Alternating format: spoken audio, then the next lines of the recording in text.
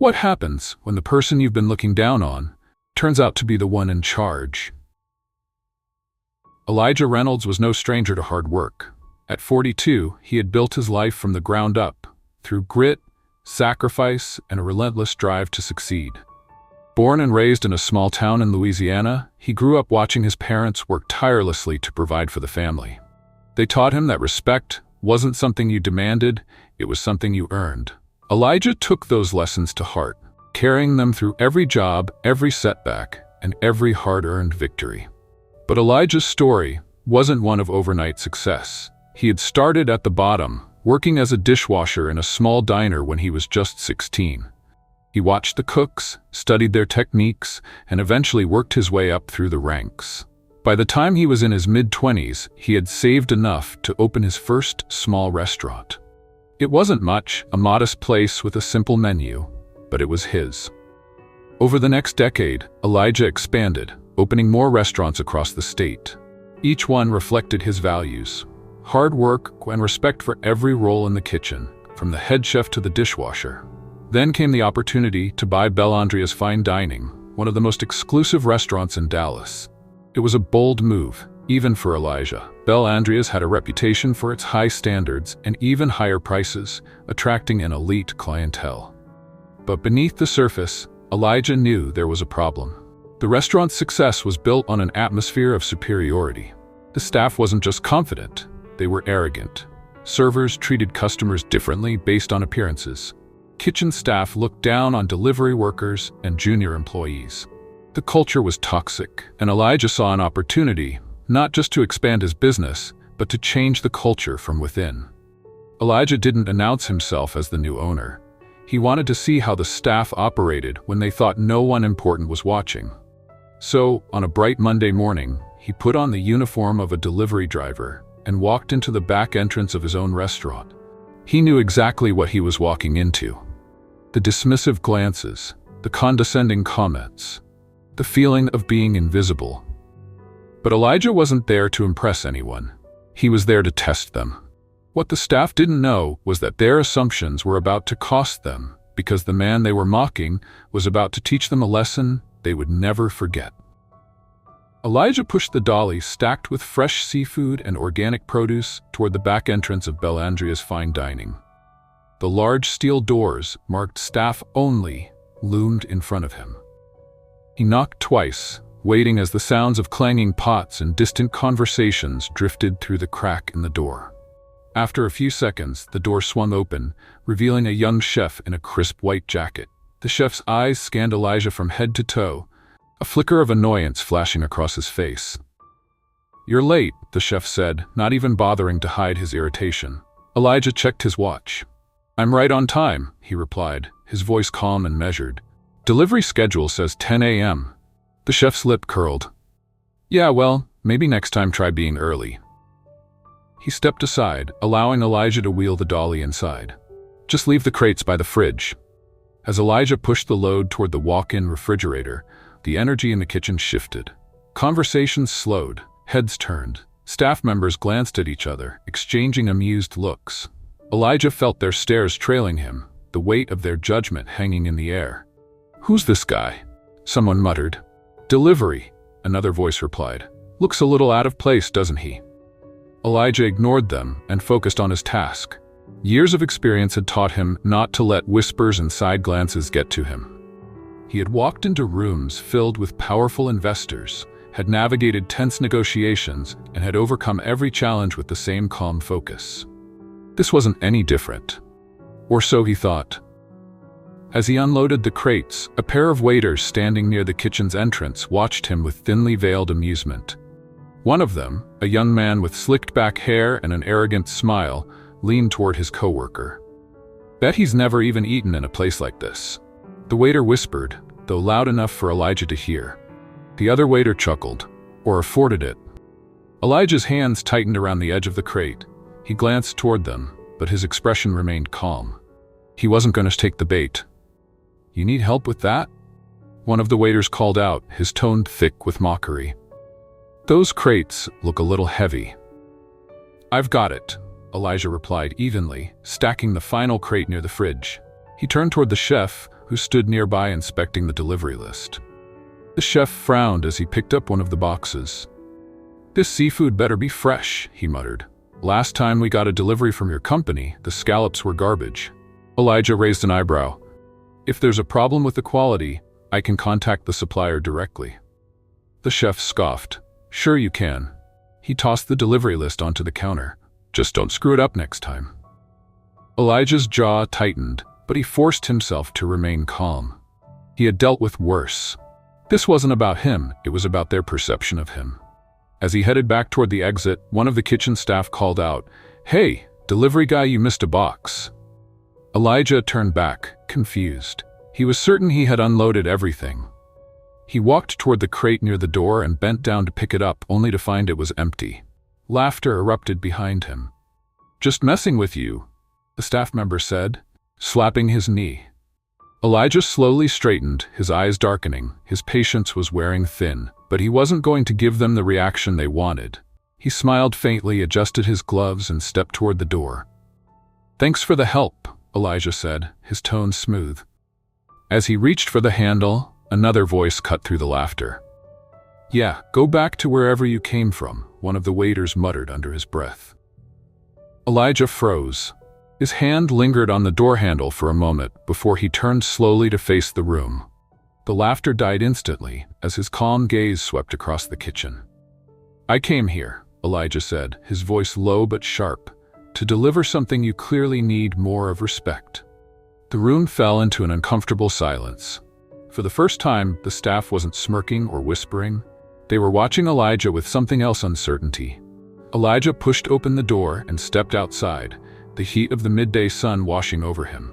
He took a deep breath, steadying himself.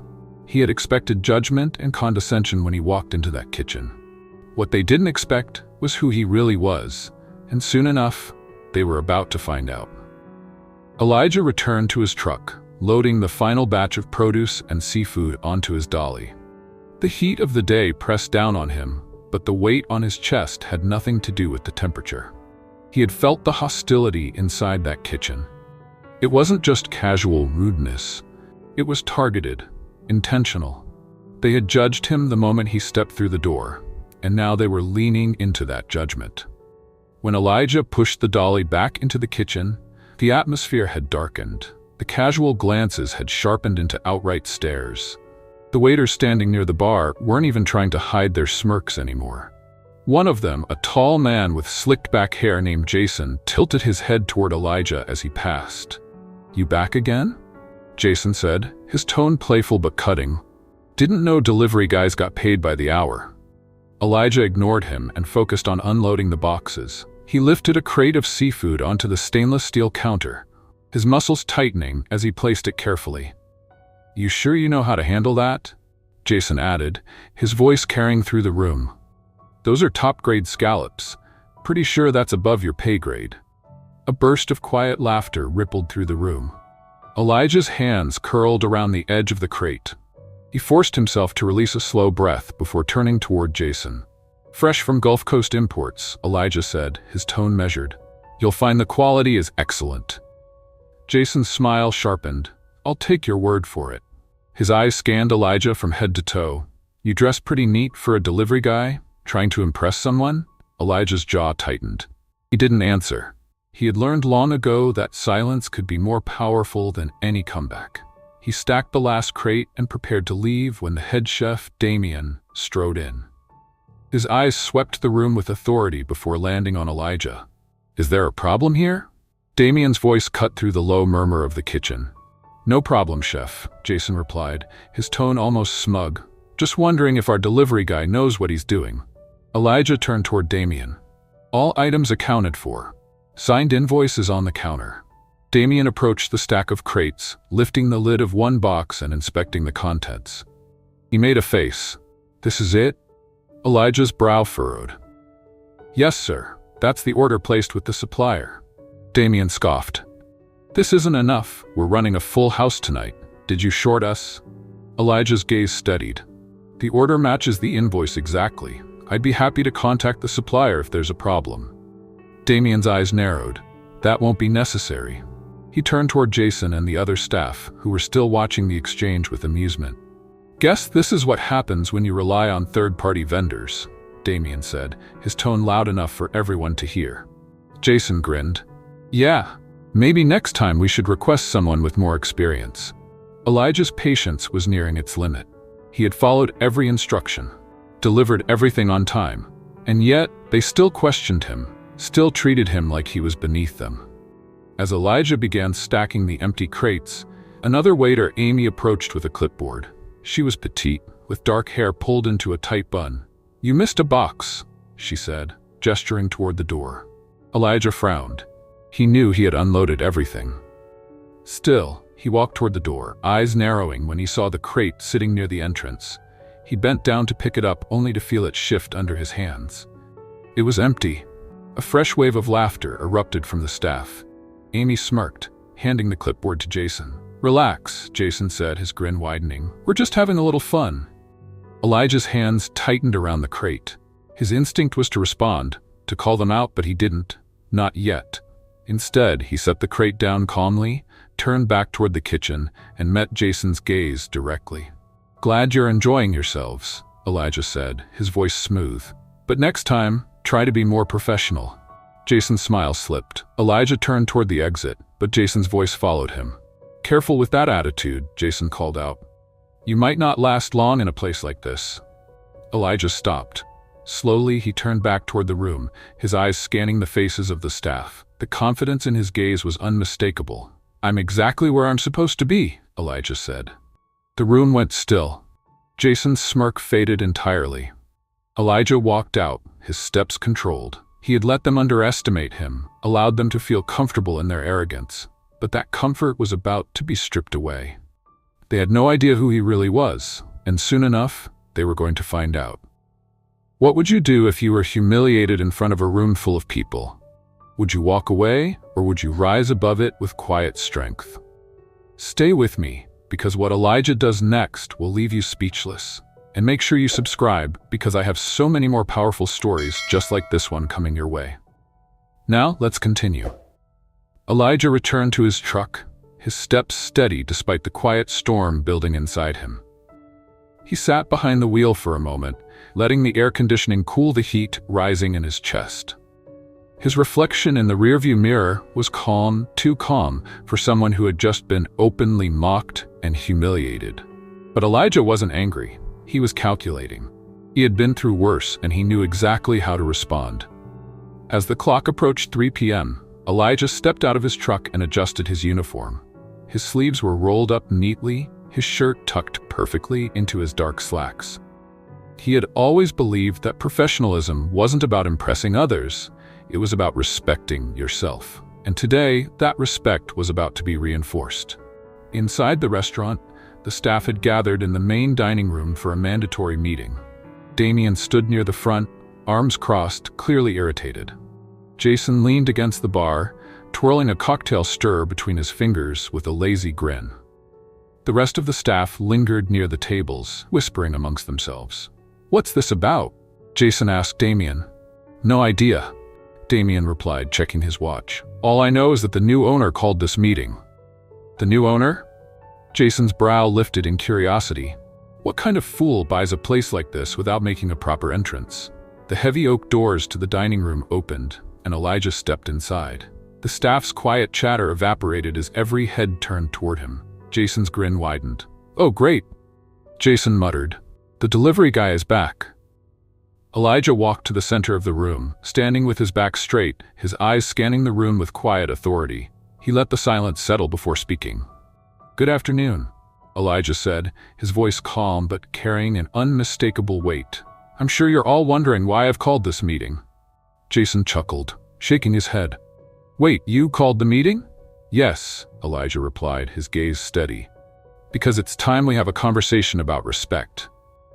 Jason's grin faltered slightly. Damien's expression darkened. Elijah took a step forward. "This morning I delivered your produce and seafood order," Elijah continued. "I was mocked, dismissed, treated as if I didn't belong here." His gaze sharpened, cutting through the tension in the room. "Not because of my work, but because of the assumptions you made about me," Damien scoffed. "Listen, No, Elijah cut him off, his tone sharpening. You listen. The room went dead silent. Jason's smirk disappeared completely. I stood there while you judged me, Elijah said, his voice low but charged with energy. I let you believe that I was nothing more than a delivery man. I let you feel comfortable in your arrogance. He took another step forward, his eyes locking with Damien's. But now it's time you learn exactly who I am. Damien's mouth opened, but no words came out. My name is Elijah Reynolds, Elijah said, his voice calm yet cutting. And as of 3 weeks ago, I'm the new owner of Bellandrea's Fine Dining. Jason's stirrer slipped from his fingers and hit the floor with a soft clink. Damien's mouth fell open, his face blanching. The whispers among the staff turned into gasps of disbelief. You own this place? Damien's voice was hollow. That's right, Elijah replied, his gaze sharpened. And before you say another word, let me make one thing clear. This isn't about punishment, it's about accountability. He scanned the room, letting the weight of his words settle over them. Respect is not a privilege, it's a requirement, and it applies to everyone, from the head chef to the delivery team. His gaze narrowed toward Damien and Jason. You don't get to decide someone's value based on their job title or their uniform. That behavior ends today. Jason's face was flushed, his usual arrogance evaporating beneath Elijah's cold, unwavering stare. Damien's jaw tightened, but he said nothing. Moving forward, Elijah continued, there will be changes. This kitchen will operate with professionalism and mutual respect. If anyone believes they can't meet that standard, you're free to walk out that door right now. No one moved. Elijah's gaze lingered on Jason. Do you have something to say? Jason's mouth opened, but he hesitated. His eyes darted toward Damien for support, but the chef had already lowered his gaze. Finally, Jason shook his head. No.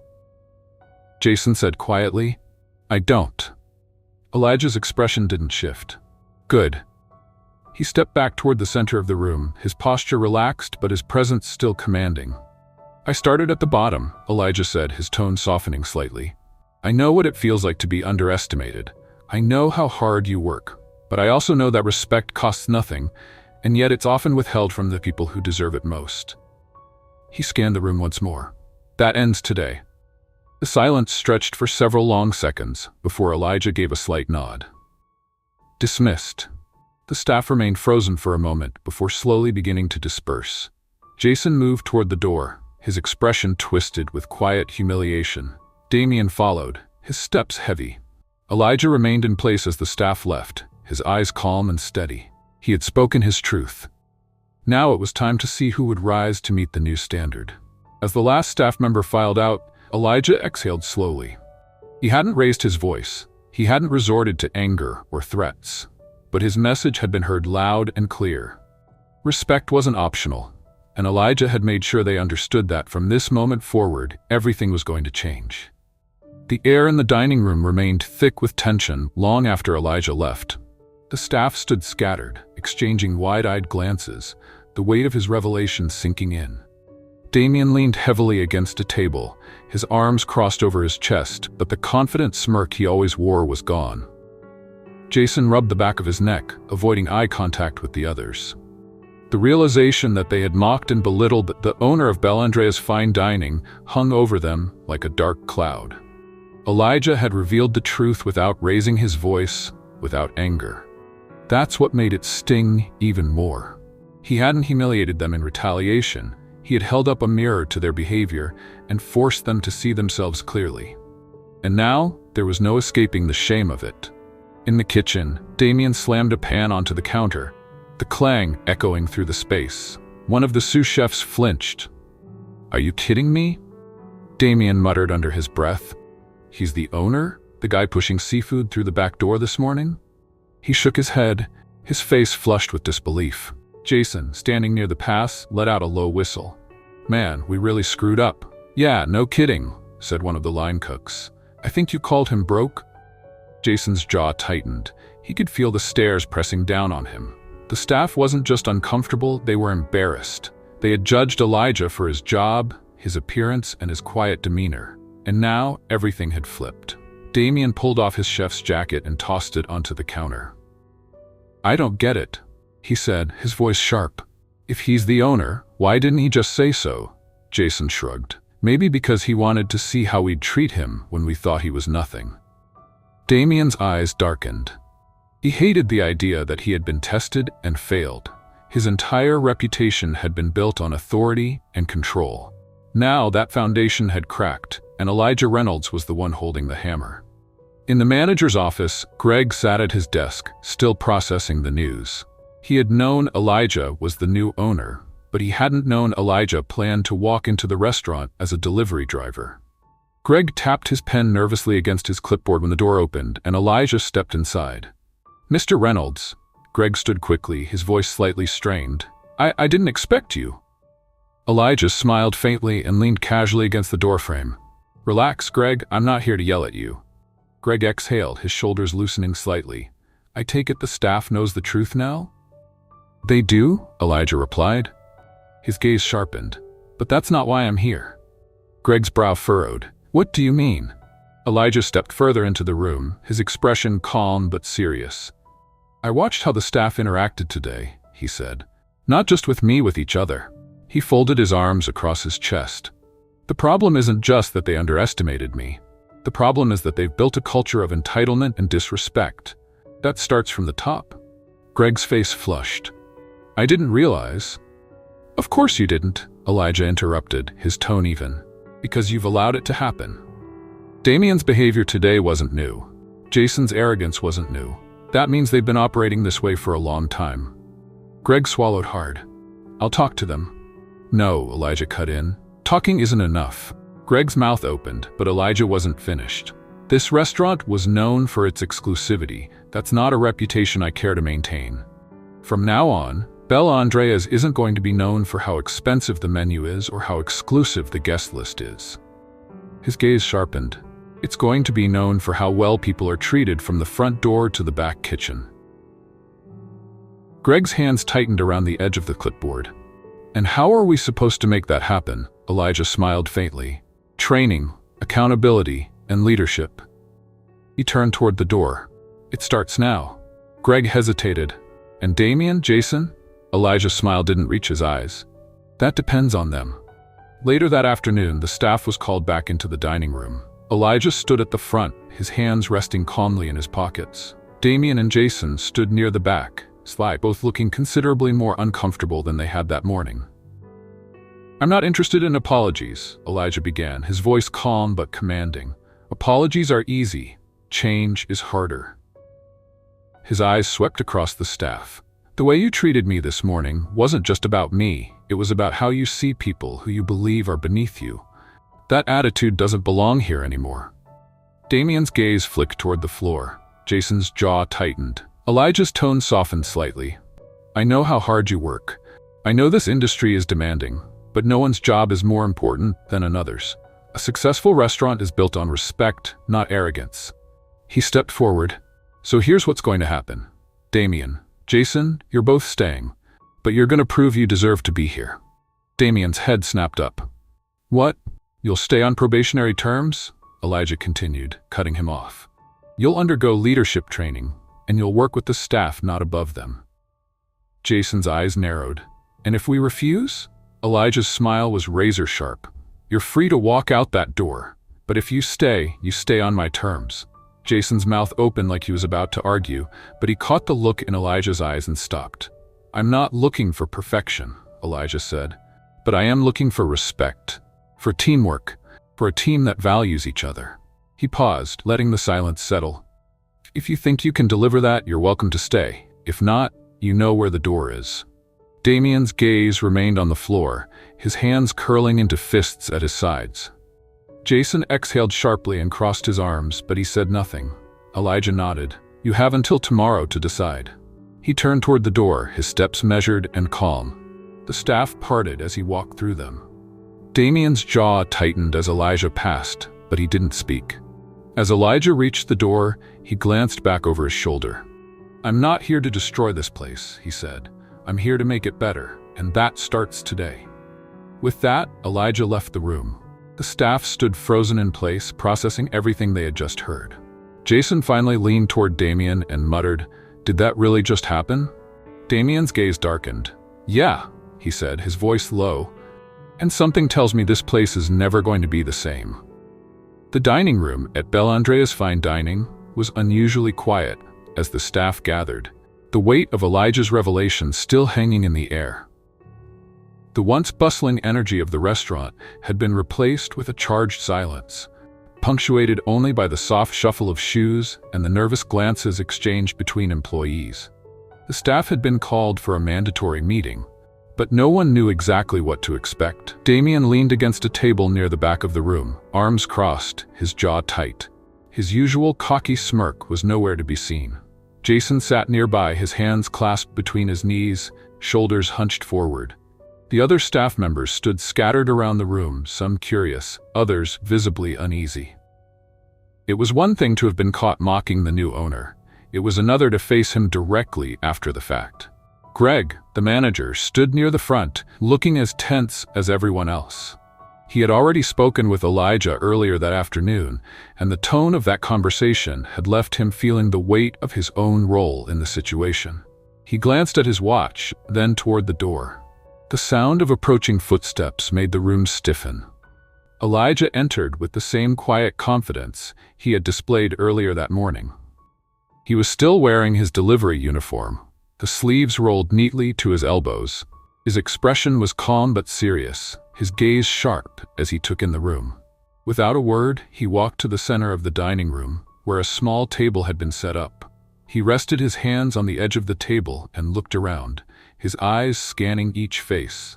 "Thank you for being here," Elijah began, his voice measured but commanding. "I know this wasn't how you expected the day to go. It wasn't how I expected it to go either." His gaze settled briefly on Damien and Jason, whose postures stiffened. Damien's jaw twitched, but he didn't speak.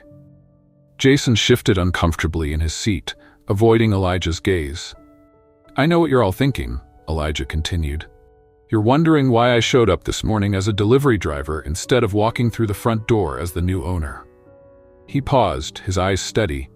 "I did it because I needed to see how this place really operates. Not the curated version that's shown to guests, not the polished version that's shown to investors, but the reality of what happens when you think no one important is watching." The staff glanced at each other, tension rising in the room. Elijah's tone remained even, but the weight behind his words was unmistakable. "And what I saw," Elijah said, his voice hardening, "was disappointing." A ripple of discomfort passed through the staff. Damien's mouth pressed into a thin line. "I watched how you treated me when you thought I was just a delivery driver," Elijah said. "I watched how quick some of you were to dismiss me, to mock me, to assume that because of what I was wearing and the job I was doing, I wasn't worthy of respect." Jason's eyes dropped to the floor. One of the waiters near the back of the room swallowed hard. "I don't care about the fact that you didn't recognize me," Elijah continued, his tone sharp now. "What I care about is the way you treated me, and what that tells me about how you're treating the people who walk through these doors every day. Because if this is how you treat someone delivering the ingredients that make this place run, how are you treating the guests? How are you treating each other?" Damien's shoulders rose slightly, tension coiling through his body. Jason rubbed the back of his neck. Elijah stepped away from the table, his hands sliding into his pockets. His voice softened slightly, but the steel underneath it remained. "I didn't inherit this restaurant," Elijah said. "I built my career from the ground up. I've been in your position before. I've been the guy washing dishes in the back. I've been the one running deliveries, working double shifts, covering for short staff. I know how hard this business is." His eyes sharpened. "That's why I know that this place can't survive if the foundation isn't strong. And right now, the foundation is cracked." The silence in the room was deafening. Damien's mouth opened slightly as if he wanted to respond, but no words came out. Elijah's gaze cut toward Greg. "Greg and I have already discussed changes that are going into effect immediately," he said. "First, there's going to be mandatory staff training focused on professionalism and respect. Not just respect for the guests, but respect for each other and for everyone who works to make this place successful." Greg gave a small tense nod. "Second," Elijah continued, "there will be accountability. From this point forward, Any instance of disrespect or mistreatment among staff will be documented and addressed. I don't care if you've worked here for 2 months or 2 years, everyone will be held to the same standard. Jason shifted uncomfortably. Damien's hands curled into fists at his sides. And finally, Elijah said, his tone darkening, I'm not here to fire people. I'm here to fix this. But if you can't meet these expectations, if you think you're too good to show respect to the person standing next to you, then you're welcome to walk out that door right now. The weight of his words settled heavily over the room. No one moved. Elijah stepped toward Damien, his gaze steady. Chef Damien, Elijah said, you've got talent. I wouldn't have kept you on if you didn't, but talent isn't enough anymore. If you want to stay here, you're going to lead by example. No more superiority, no more arrogance. You want to be respected? Earn it. Damien's jaw tightened. He forced himself to meet Elijah's eyes and gave a small, stiff nod. Elijah turned toward Jason. And Jason, he said, you've got the work ethic. Now show me you've got the character. Jason's mouth opened slightly, but he closed it, nodding reluctantly. Elijah let the silence settle for a moment before stepping back toward the table. This isn't just about building a better restaurant, he said. It's about building a better team. A team where respect isn't just expected, it's guaranteed. His gaze swept over the staff one last time. You have 24 hours to decide if you're ready to be part of that team, he said. After that, we're moving forward with or without you. Elijah's gaze lingered on Damien and Jason for a moment before he turned toward the door. See you tomorrow, he said over his shoulder. As the door closed behind him, the room remained frozen in silence. Damien exhaled sharply, running a hand through his hair. Jason sat back, his hands resting on his knees, his expression tight with conflict. I think we underestimated him, Jason muttered. Damien's lips pressed into a thin line. Yeah, he said quietly, and I think we just ran out of chances. The atmosphere inside Bellandrea's was different the next morning. The usual hum of morning preparation felt charged, heavier somehow, as if the entire staff was still processing the shock from Elijah's announcement. The dining room was quieter than usual, and the kitchen staff moved with a kind of hesitant energy, unsure how to carry themselves in this new reality. They had been exposed. Now they were left to reckon with the fallout. Chef Damien arrived earlier than he normally would. His steps were heavier than usual, his typical air of confidence dampened by the weight of Elijah's words the day before. He hadn't slept much. He had replayed the scene in his head over and over, the calm authority in Elijah's voice, the quiet power in his gaze. He wasn't angry anymore. He was embarrassed, and deep down he knew Elijah had been right. Jason was already there, standing by the coffee station, his back to the room. He was nursing a cup of black coffee, but his grip on the handle was tense. He still felt the sting of being called out. He had always thought of himself as hardworking, reliable. But Elijah's words had forced him to confront a side of himself he wasn't proud of. The side that had judged Elijah before knowing him. The side that had laughed along with others when he should have spoken up. At precisely 8 a.m., the doors to the main dining room opened, and Elijah walked in. He was dressed in a fitted black suit this time, a sharp contrast to the delivery uniform he had worn the day before. He carried the same quiet authority, the same steadiness in his gaze. But now, everyone knew exactly who he was. Elijah stopped at the center of the room, his hands tucked casually into his pockets. "Morning," he said simply. His voice was calm, but it carried across the room with quiet weight. The staff gathered, some standing near the kitchen, others at the edge of the dining area. Damien and Jason stood side by side, their eyes focused on Elijah. "Let's not waste time," Elijah said, his tone tightening. "We have work to do." He walked toward the front of the room, his posture straight. "I meant what I said yesterday," he continued. "This place is going to change, and that change starts now." He let the silence hang for a moment, scanning the room. Respect is not optional here. It's a requirement, and that applies to everyone. The guests, the staff, the suppliers. I don't care what role you have or how long you've worked here. The standard is the same across the board. Damien's eyes narrowed slightly. Elijah's tone wasn't harsh, but it was clear he wasn't interested in compromise. "I know some of you are wondering what that means in practice," Elijah said. "Let me make it simple. From this point forward, every interaction matters. How you speak to each other matters. How you speak to the customers matters. How you treat the person delivering the ingredients that keep this place running matters. Jason's jaw tightened. He felt the weight of Elijah's words pressing down on him, challenging him to rise to the occasion. "If you think that's too much to ask," Elijah said, his gaze sharp, "then you don't belong here." A murmur spread through the staff. Elijah's tone wasn't threatening, but there was no mistaking the finality in his words. "I've seen how this business works," Elijah continued, his tone lowering slightly. "I've been in kitchens like this before. I know how easy it is to let bad habits slip through the cracks, to tolerate arrogance, to ignore disrespect. That ends now."